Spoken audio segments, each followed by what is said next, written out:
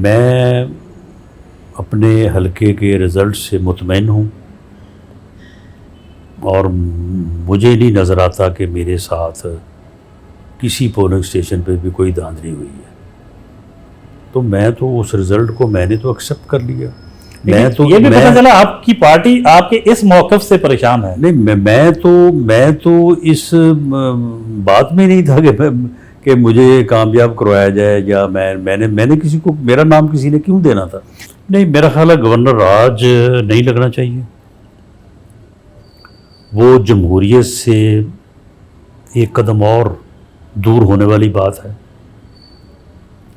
لیکن باقی preventive measures لیے جانے چاہیے اور ان سے ان کی شدت جو ہے اس کو کنٹرول کرنا چاہیے. اور مجھے پوری امید ہے کہ جو شدت آج سے کوئی 20 دن پہلے جب یہ اکتوبر میں آئے تھے اس وقت تھی اس سے کم ہوگی اب, اور یہ شدت ایسا ایسا کم ہوتی چلی جائے. راز صاحب آپ وزیر داخلہ رہے ہیں. پی ٹی ایم جہاں تک ہم جانتے ہیں ایک نان وائلنٹ موومنٹ تھی اور وہ وہاں کی پڑھی لکھی یوتھ پہ مشتمل تھی جو وہاں کے جو مسائل وہ 40 سال سے بھگت رہے تھے جو وہ اس کو اسٹیبلشمنٹ کے پیدا کردہ مسائل قرار دیتی تھی. اور وہاں جو چوکیاں اتنی قائم تھیں ان کو محض اس پہ اعتراض تھا کہ یہ ہمیں اپنے ہی گھر میں جانے کے لیے اور وہاں سے واپس آنے کے لیے کئی چوکیوں پہ تلاشی دینا پڑتی ہے, تو یہ ختم کریں. تو اتنا ہی ان کا مطالبہ تھا. لیکن پی ٹی ایم پہ پابندی لگا دی گئی. وہ تو پڑھی لکھی یوتھ تھی جو نان وائلنٹ تھی. طالبان کے ساتھ رویہ اور ہے جو ملیٹنٹ ہیں, اور جو نان وائلنٹ ہیں ان کے ساتھ اتنی سختی نہیں. یہ مسکنسیپشن ہے. آپ مجھے بتائیں کہ اگر طالبان کے ساتھ ریاست کا رویہ کچھ اور ہے تو وہاں پہ یہ روز جو شہادتیں ہو رہی ہیں تو یہ پھر کس کے ساتھ جو ہے وہاں پہ جو ہے یہ آپریشن ہو رہے ہیں. یعنی جو انٹیلیجنس بیسڈ آپریشن ہو رہے ہیں اور ان آپریشنز میں کرنل میجر لیول کے لوگ جو ہے وہ شہید ہو رہے ہیں. تو آپ مجھے بتائیں کہ کیا یہ وہاں پہ کوئی جو ہے وہ کوئی مذاق ہو رہا ہے؟ تو یہ بھی تو اسٹیبلشمنٹ نے لا کے بسائے تھے نا, ان کی اجازت سے آئے تھے نا. معاملہ جتنے ہزاروں لوگ لا کے 20,000 کے لگ بھگ. نہیں, ایسا نہیں ہے. عمران خان کے دور میں یہ ہوا. نہیں, بے شک عمران اس وقت بھی تو آئیے اس وقت جو چیف صاحب تھے جو فیض صاحب تھے اور اس وقت کی ملٹری اسٹیبلشمنٹ دیکھیں وہ فیصلہ سازی میں تو شامل تھے سارے. وہ معاملہ یہ ہے نا کہ جب بات ہوتی ہے تو ہم پھر ساری چیز جو ہے وہ اپنے مخالف کے سر تھونپ دیتے ہیں.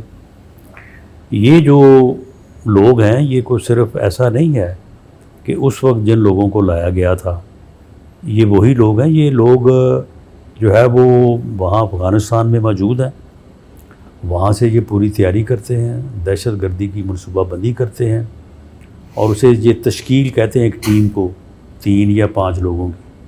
وہ باقاعدہ جو ہے وہ یہاں پہ آتے ہیں اور آ کے یا یہاں پہ وہ جو ہے وہاں پہ جہاں پہ دہشت گردی کے واقعات کرتے ہیں اور ہماری فورسز جو ہیں ان کے خلاف آپریشن کرتی ہیں.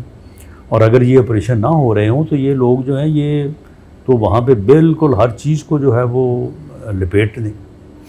راز صاحب کرنٹ پولیٹیکل سچویشن میں تھوڑا سا تبصرہ کیجیے. کچھ اس طرح کے فارمولے سامنے آ رہے ہیں کہ کوئی بڑی سنجیدہ کوشش ہوئی شاید, آئی ایم ناٹ شیور کہ ایسا ہے یا نہیں ہے, آپ سے یہ جاننا چاہیں گے کہ اسٹیبلشمنٹ اور پی ٹی آئی کے درمیان کوئی اس طرح کی بات چیت کوئی بیک چینل ڈپلومیسی کے ذریعے شاید گنڈاپور صاحب کے ذریعے کوئی چلا کہ اگر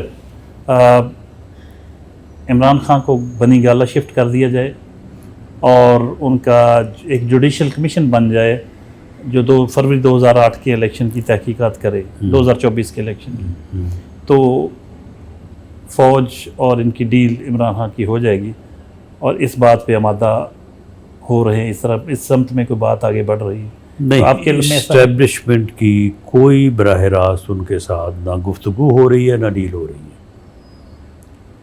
یہ جب بھی بات ہوگی انہیں پولیٹیکل پارٹی سے گورنمنٹ سے کرنی پڑے گی. اسٹیبلشمنٹ کا 2 ٹوک موقف ہے کہ 9 مئی کے واقعات پر صدق کے دل سے معافی مانگیں اور گفتگو اگر کرنی ہے تو پولیٹیکل پارٹی سے کریں. اب پی ٹی آئی نے امریکہ سے امیدیں لگائی ہوئی ہیں، خاص طور پہ ٹرمپ سے، نیو جو پریزیڈنٹ الیکٹ ڈونلڈ ٹرمپ. آپ کے خیال میں وہ ان کی مدد کو آئیں گے؟ میرے خیال میں تو ان کو مشورہ یہی ہے کہ اگر آپ نے ٹرمپ سے امیدیں لگائی ہیں تو اس سے بہتر ہے پھر صلح کر لیں، پھر ہمارے ساتھ ہی بات کر لیں. تو ہم تو ان کو کہہ رہے ہیں.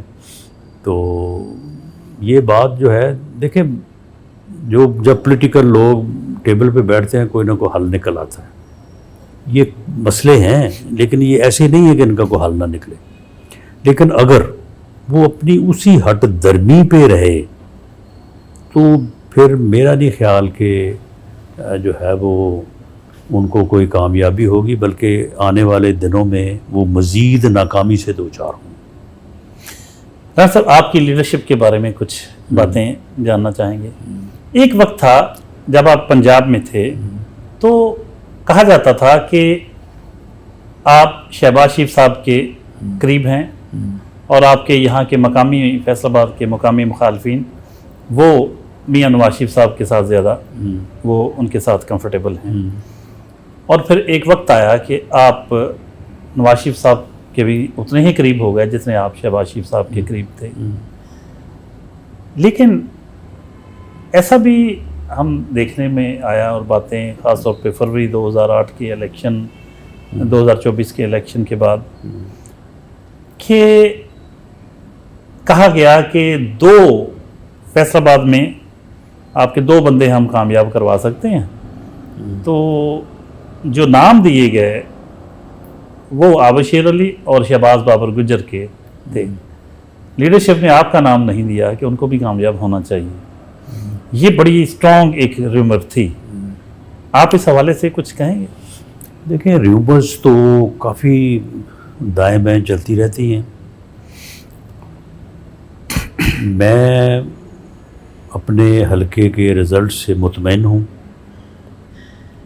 اور مجھے نہیں نظر آتا کہ میرے ساتھ کسی پولنگ اسٹیشن پہ بھی کوئی دھاندلی ہوئی ہے. تو میں تو اس رزلٹ کو میں نے تو ایکسیپٹ کر لیا. یہ بھی پتہ چلا آپ کی پارٹی آپ کے اس موقف سے پریشان ہے. نہیں، میں تو اس بات میں نہیں تھا کہ مجھے کامیاب کروایا جائے یا میں نے کسی کو میرا نام کسی نے کیوں دینا تھا. لیکن وہ کہتے ہیں کہ آپ کی پارٹی اس بات پہ تھوڑی سی اس کو پریشانی ہے کہ وہ کلیم یہ کرتے ہیں کہ ہمارے ساتھ ہاتھ ہوا ہے، تو کہیں نہ کہیں اگر کوئی یوز ہوئے تو ہمارے خلاف یوز ہوئی کوئی پاور. دیکھیں، معاملہ یہ ہے کہ آپ کے موقف سے اس کی پھر نفی ہو جاتی. نہیں، دیکھیں، میں تو اپنے حلقے میں تھا، میرے حلقے میں تو کوئی دھاندلی نہیں ہوئی. تو اگر کسی نے دھاندلی کرنی تھی یا اسٹیبلشمنٹ نے کرنی تھی یا پی ایم ایل این نے کرنی تھی تو اسے سب سے پہلے میرے حلقے میں کرنی چاہیے تھی، میری فیور میں. تو میرے حلقے میں تو بالکل الیکشن جو ہے وہ ٹھیک ہوا ہے.